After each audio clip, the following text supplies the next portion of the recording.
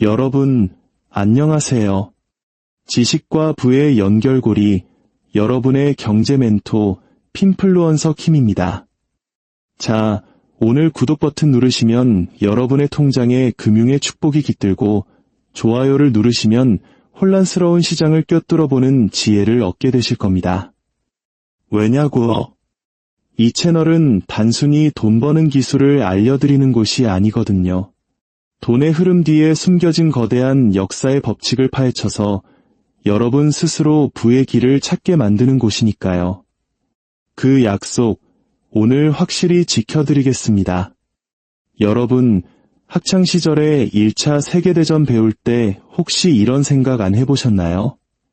아니, 그 어마어마한 참호는 누가 답하고 수천만 발의 총알과 대포는 대체 다 어디서 난 돈으로 만든 거지? 맞습니다. 우리는 전쟁을 장군과 병사들의 이야기로만 배우지만 사실 그건 절반의 진실에 불과합니다. 1차 세계대전에 숨겨진 진짜 전쟁은 바로 금융전쟁이었습니다. 참호와 철조망 뒤에서 금고와 채권 시장에서 중앙은행과 월스트리트의 비밀스러운 사무실에서 벌어진 보이지 않는 전쟁. 전장의 군인들은 피로 대가를 치렀지만 은행가와 정치인들은 대차대조표를 두드리며 승패를 계산하고 있었습니다. 그리고 그때 그들이 내린 결정들은 단순히 전쟁의 승패만 가른 게 아닙니다. 오늘날까지도 여러분의 지갑을 올가매고 있는 현대 금융 시스템의 DNA를 만들어냈죠.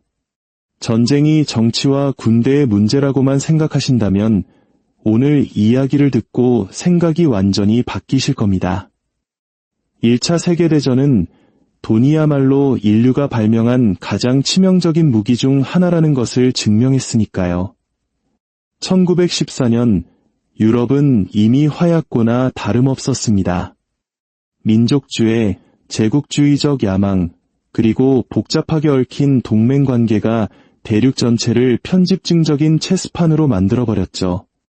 하지만 명예와 제국을 외치는 모든 연설의 이면에는 냉혹한 금융적 현실이 있었습니다. 바로 이 정도 규모의 전쟁은 상상조차 할 수 없는 돈 없이는 불가능하다는 사실입니다. 그리고 여기 잔인한 진실이 있습니다. 지도자들이 전쟁을 선택했을 때 그들은 동시에 빚을 선택한 것입니다. 군대를 전선으로 보내는 모든 제국은 자국민들을 미래의 경제적 부담이라는 수렁으로 함께 밀어넣고 있었습니다. 웃기게도 전쟁 초기 대부분의 정부는 크리스마스 전에는 끝나겠지라는 안일한 생각을 했습니다. 금 보유고 좀 풀고 애국심에 호소해서 기부금 좀 받고 단기 채권 좀 발행하면 충분할 거라고 믿었죠. 하지만 그 환상은 불과 몇 주 만에 산산조각 났습니다. 전쟁은 그들의 상상을 아득히 뛰어넘는 속도로 돈을 태워버리기 시작했습니다. 좀 더 정확히 짚어보죠. 1914년 여름, 유럽의 금융 시스템은 근본이제라는 기둥 위에 서 있었습니다. 이게 뭐냐면 쉽게 말해 정부가 이 종이돈 가져오면 언제든 약속된 양의 진짜 금으로 바꿔줄게라고 보증하는 시스템이에요. 일종의 금 보증수표였던 셈이죠. 이 시스템은 화폐에 신뢰를 부여했지만 동시에 정부의 손발을 묶었습니다. 금 보유량은 한정되어 있으니까요. 국민과 채권자들의 신뢰를 잃지 않으려면 돈을 마구 찍어낼 수가 없었죠. 영국, 프랑스, 독일 모두 꽤 든든한 금고를 가지고 있었습니다. 하지만 수백만 명의 군인이 동원되고 모든 산업이 무기 생산에 집중되자 비용은 하늘로 치솟았습니다. 독일은 1914년 말 이미 하루에 1000만 마르크 이상을 썼고 영국의 전비는 곧 하루 250만 파운드에 달했습니다. 수학은 무자비했습니다. 금은 곧 바닥날 운명이었습니다. 그래서 각국 정부는 슬그머니 규칙을 어기기 시작합니다. 하나둘씩 주요 강대국들은 근본이제를 중단했습니다. 국민들에게는 시시하면서 이제 화폐는 국가에 대한 믿음 외에는 아무것도 보증하지 않는 약속어음이 되었음을 인정한 거죠. 바로 이 순간, 금이라는 든든한 다이 끊어진 이 순간이 현대 금융 역사상 가장 중요한 전환점 중 하나입니다. 소위 국가의 진짜 부라는 것이 얼마나 허약한 기반 위에 서 있었는지를 보여준 사건이었죠. 돈과 권력은 이제 금속의 굴레에서 벗어나 인쇄기, 신용, 그리고 선동에 의해 움직이게 되었습니다. 그리고 한 번 그 자유의 맛을 본 정부는 두 번 다시 과거로 돌아가지 않았습니다. 이제 본격적인 금융전쟁이 시작됩니다. 영국 해군에 의해 해상 봉쇄를 당해 국제 자본시장에서 고립된 독일의 선택지는 단 하나, 국내 대출이었습니다. 베를린은 대규모 전쟁 채권 발행에 나섭니다. 평범한 시민들에게 애국심에 호소하며 저축한 돈을 전쟁 대부금에 쏟아붓도록 독려했죠. 프로파간다는 무자비했습니다. 영웅적인 군인의 포스터가 거리를 뒤덮었고 가족들은 조국을 위해 사치를 포기하라는 압박을 받았으며 승리 후에는 원금과 이자를 두둑이 갚아주겠다는 약속이 끊임없이 반복되었습니다. 독일은 이런 방식으로 총 1천억 마르크 이상을 긁어모았습니다. 하지만 그것은 희망 위에 세워진 피라미드였습니다. 결국 패전이 닥쳐왔을 때 그 채권들은 휴지 조각이 되었습니다.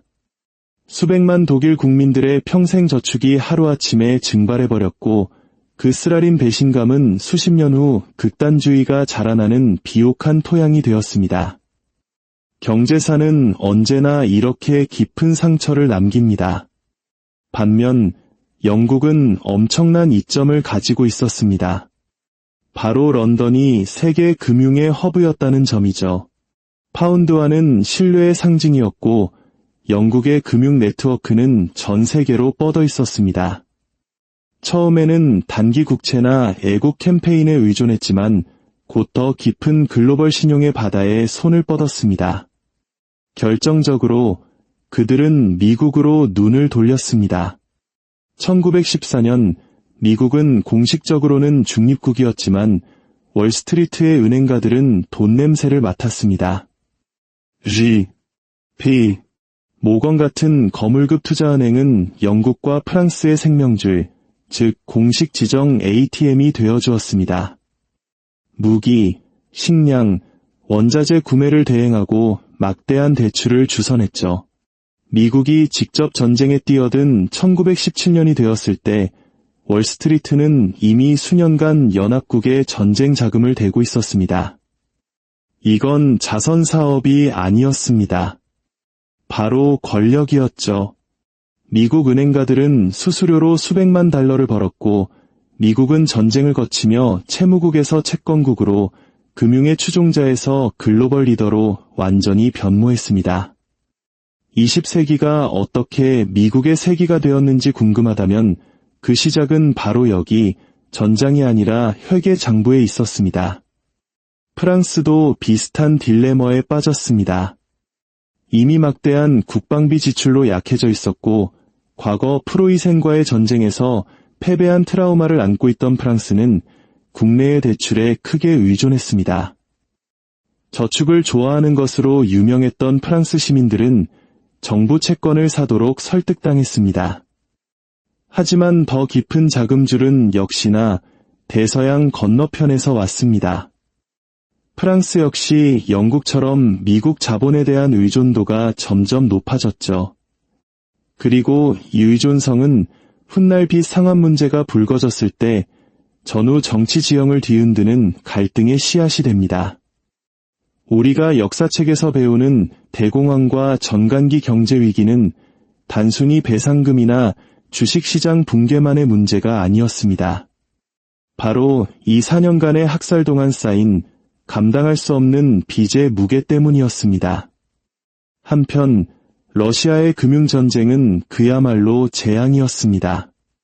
제국은 거대했지만 산업 기반은 취약했고 은행 시스템은 허술했으며 금 보유고는 장부상으로는 인상적이었지만 실제로는 턱없이 부족했습니다.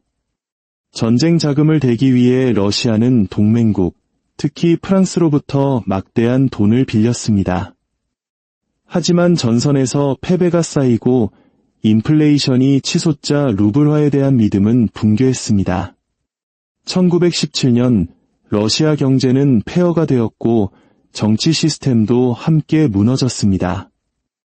차르 체제의 붕괴는 단순히 이념이나 무능한 장군들 때문만이 아니었습니다. 한계점을 넘어 터져버린 금융 시스템 때문이었죠.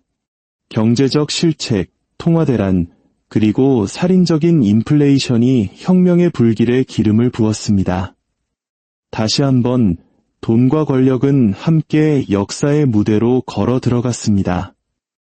이 금융적 실책의 규모는 상상을 초월했습니다. 전쟁이 끝났을 때 연합국은 1,400억 달러 이상을, 동맹국은 약 600억 달러를 썼습니다. 이는 전 세계가 본 적 없는 액수였으며 참전국들의 전쟁 전 국민 소득을 몇 배나 합친 것과 맞먹는 금액이었습니다. 그 결과는 단순히 산더미 같은 빚뿐만이 아니었습니다. 과거의 금융 질서 자체가 파괴되었습니다. 한때 글로벌 신뢰의 기반이었던 근본 이제는 산산조각 났습니다. 인플레이션이 각국 경제를 핥히고 지나갔습니다. 독일은 곧 빵 한 덩이가 수십억 마르크에 달하는 초인플레이션을 겪게 됩니다. 이건 지금 서울 아파트 값은 저리 가라 할 수준이었던 거죠. 그리고 그 대가는 평범한 사람들, 노동자, 저축가, 소액 투자자들이 치렀습니다. 반면 진짜 금수저들, 즉 부유한 엘리트들은 자산을 해외로 빼돌리거나 실물 자산을 사들이거나 정보가 가장 먼저 새어나오는 권력의 중심부 가까이 머물면서 자기들 밥그릇은 기가 막히게 챙겼죠. 교훈은 잔인하지만 명확했습니다. 금융전쟁에서는 언제나 개미들이 가장 먼저 피를 흘립니다. 자, 바로 이 지점이 오늘날 여러분과 연결되는 부분입니다. 1차 세계대전은 정부가 돈을 실체로부터 분리함으로써 상상도 못할 일을 벌일 수 있다는 것을 학습한 결정적 순간이었습니다. 그들은 근본이제를 중단하고 돈을 무한정 찍어내고 자국민에게 애국심을 팔아 채권을 발행하고 국경을 넘어 빚을 지고 나중에는 프로파간다와 구조조정으로 폐허를 대충 꿰맬 수 있다는 사실을 발견한 겁니다. 어디서 많이 들어본 이야기 같지 않으세요?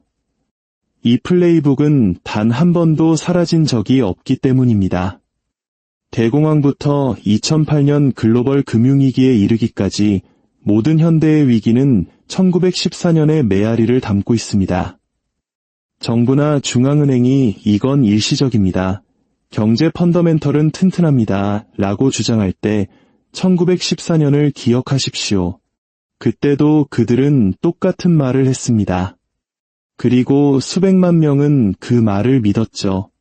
자신의 손에 쥔 돈이 휴지 조각이 되기 직전까지 말입니다. 1918년 마침내 총성이 멎었을 때 세상은 참호뿐만 아니라 대차대조표 위에서도 전쟁터처럼 보였습니다.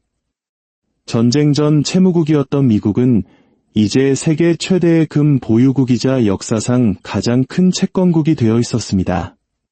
과거 세계 금융의 심장이었던 유럽은 빚더미에 빠져 허우적댔습니다.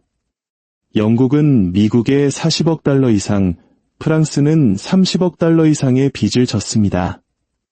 전쟁은 월스트리트를 지구의 새로운 금융수도로 만들었습니다. 어떤 대포로도 이룰 수 없었던 방식이었죠.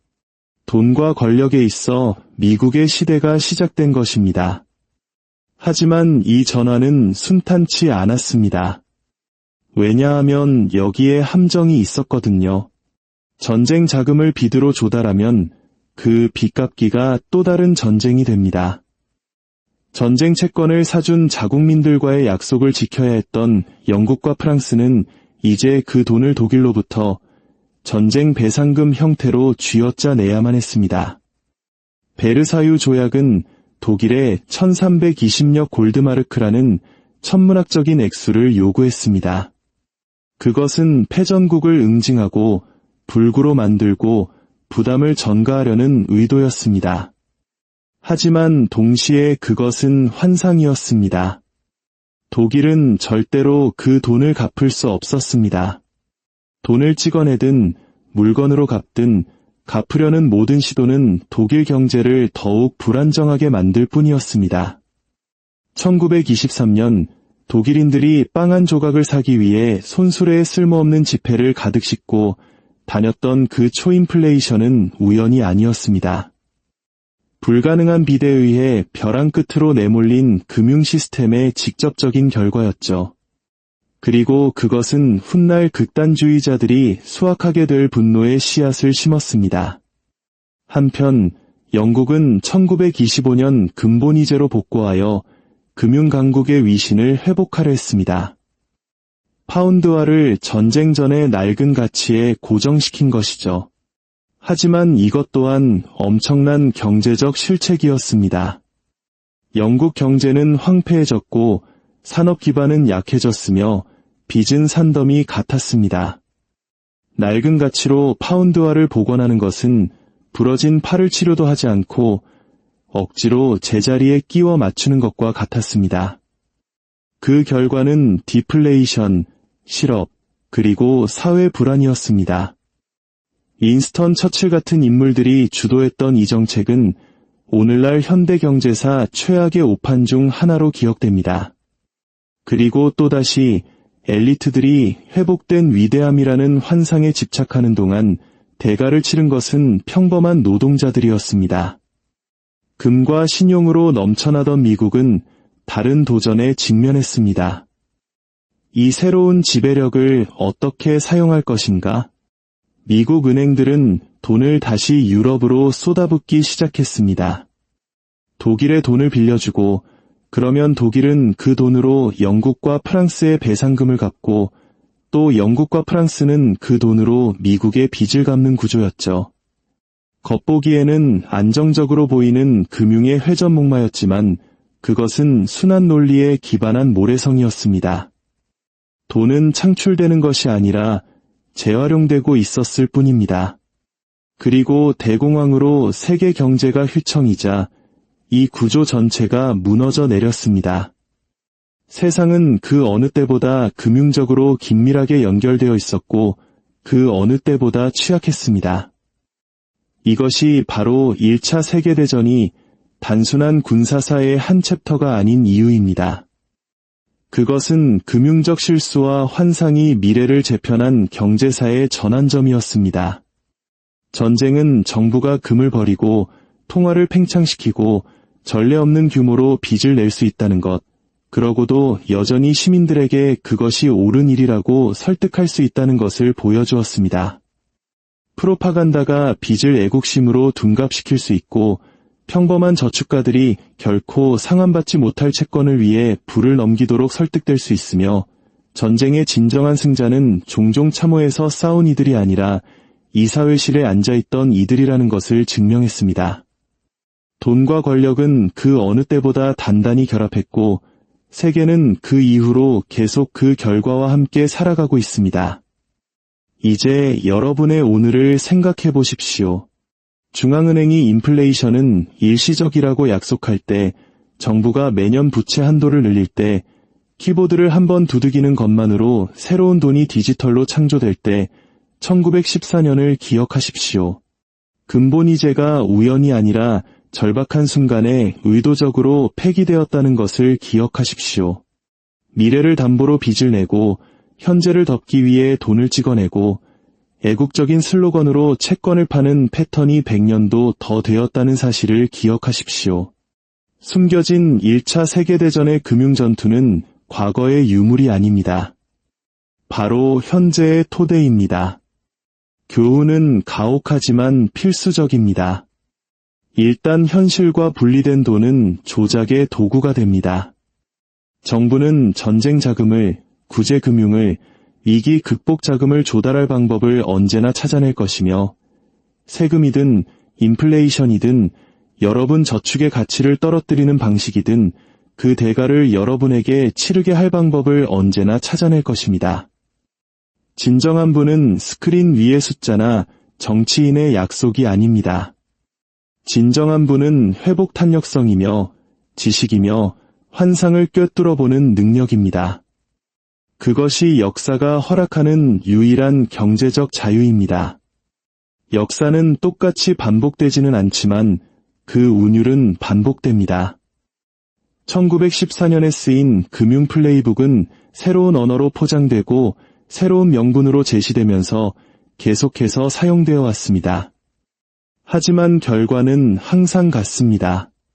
권력자들은 스스로를 보호하고 지식이 없는 사람들은 희생됩니다. 이야기에서 단 하나만 가져가신다면 이것이었으면 합니다. 돈이 인쇄되었다고 해서 그것이 진짜라고 가정하지 마십시오. 당국이 그렇다고 말한다고 해서 시스템이 안정적이라고 가정하지 마십시오. 진실은 언제나 대차대조표에 숨어 있고 역사는 거짓말하지 않는 유일한 스승입니다.